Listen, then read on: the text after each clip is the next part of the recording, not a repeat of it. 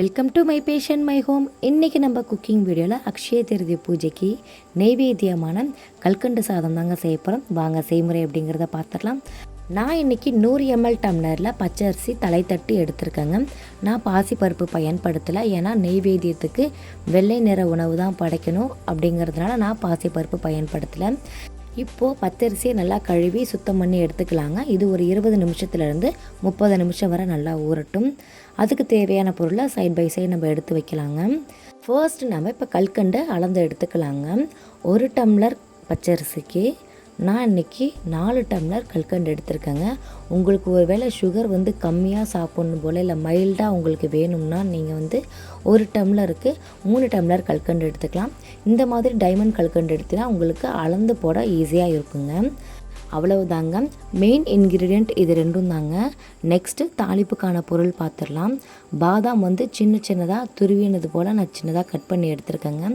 அடுத்து cashew nut, முந்திரி, உலர் திராட்சை, ஃபைனலாக வாசனைக்காக 2 ஏலக்காய் இது போல் நல்லா தட்டி எடுத்துருக்கேங்க. அடுத்து பார்த்திங்கன்னா இதை எல்லாமே தாளித்து எடுக்கிறதுக்கு கொஞ்சமாக நெய் எடுத்திருக்கேன். இந்த கல்கண்டு சாதம் செய்ய இவ்வளவுதாங்க பொருள். ரொம்பவே சிம்பிளாக ஈஸியாக இந்த நெய்வேத்திய கல்கண்டு சாதம் செஞ்சிடலாம். இப்போ வாங்க செய்முறையை நம்ம பார்த்துடலாம். இப்போ ஸ்டவ் ஆன் பண்ணி பாத்திரம் வச்சுக்கலாம். நீங்கள் எந்த அளவுக்கு அரிசி எடுத்துருக்கீங்களோ அந்த அளவை பொறுத்து கொஞ்சம் அகலமான பாத்திரமாக எடுத்துக்கோங்க. ஏன்னா சாதம் பொங்கிடுச்சுன்னா அடுத்து கல்கண்டு சேர்த்தோம்னா உபரி அதிகமாகிறதுனால நல்லா தாராளமாக கிளறதுக்கு கொஞ்சம் அகலமான பாத்திரமாக எடுத்துக்கோங்க. இதுக்கு தண்ணி அளவுலாம் எதுவும் தேவையில்லைங்க. நம்ம ஓப்பன் டைப்பில் சாதம் வடிப்போம்ல, அது மாதிரி தான் இப்போ கல்கண்டு சாதம் செய்ய போகிறோம். ஒரு பாத்திரத்துக்கு 3/4 பங்கு நம்ம தண்ணி சேர்த்து அது கொதி வந்ததுக்கு பிறகு நம்ம அரிசி சேர்த்துக்கலாம். ஒருவேளை உங்களுக்கு சாதம் நல்லா மலர்ந்து வெந்து வந்துருச்சுன்னா, அதுக்கு பிறகும் தண்ணி அதிகமாக இருந்துச்சுன்னா நீங்கள் கொஞ்சம் தண்ணியை மொண்டு தனியாக வச்சுக்கலாம். இப்போ பார்த்தீங்கன்னா 20 நிமிஷத்துக்கு பிறகு இந்த மாதிரி சாதம் வெந்து வந்துடுங்க. இதுலேயே இன்னும் நல்லா தண்ணி சுண்டி சாதம் நல்லா கதகதன்னு இது போல் வந்துடும். இந்த ஸ்டேஜில் நம்ம 1 டம்ளர் அரிசி எடுத்தோம் இல்லையா, அதே அளவுக்கு நான் பால் சேர்த்துக்கிறேன்.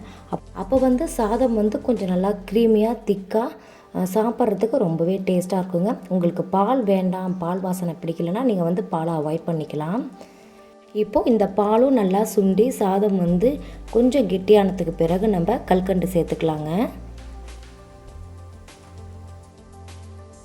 இப்போ பார்த்திங்கன்னா பால் நல்லா சுண்டி சாதம் கெட்டியாயிடுச்சுங்க. இந்த ஸ்டேஜில் நம்ம இப்போ கல்கண்டு சேர்த்துக்கலாம். இந்த கல்கண்டு சேர்த்ததும் சாதம் இன்னும் நல்லா தளர்வாக ஆரம்பிக்கும். ஆறின பிறகு இறுகிடுங்க. அதனால் தளர்வாக இருக்குன்ட்டு நம்ம பயப்பட வேண்டியதில்லை. பாருங்கள், நல்லா கிளறி விடுங்க. கொஞ்சம் அகலமான பாத்திரமாக இருந்தால் நம்ம இதை மாதிரி கிளறி கொடுக்கறது கொஞ்சம் ஈஸியாக இருக்கும்.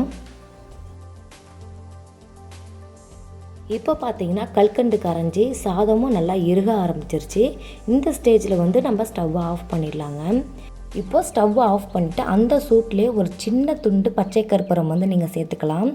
இல்லை வேண்டாம் அப்படின்னா நீங்கள் விட்டுடலாம். இது ஆப்ஷனல் தாங்க.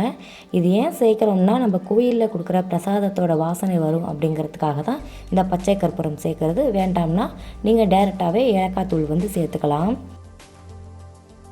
அடுத்து ஏலக்காய் தூள் போட்டு நல்லா கிளறி விட்ட பிறகு ஆல்ரெடி நம்ம எடுத்து வச்ச முந்திரி, திராட்சை, பாதாம் இது எல்லாத்தையும் நெய்யில் பொன்னிறமாக வறுத்து சாதத்தில் கொட்டி கிளறி விட்டுக்கலாம். அவ்வளவுதாங்க.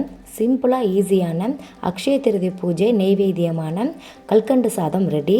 இனி படையலில் வச்சு பூஜை செய்ய வேண்டியது தாங்க. தேங்க்யூ.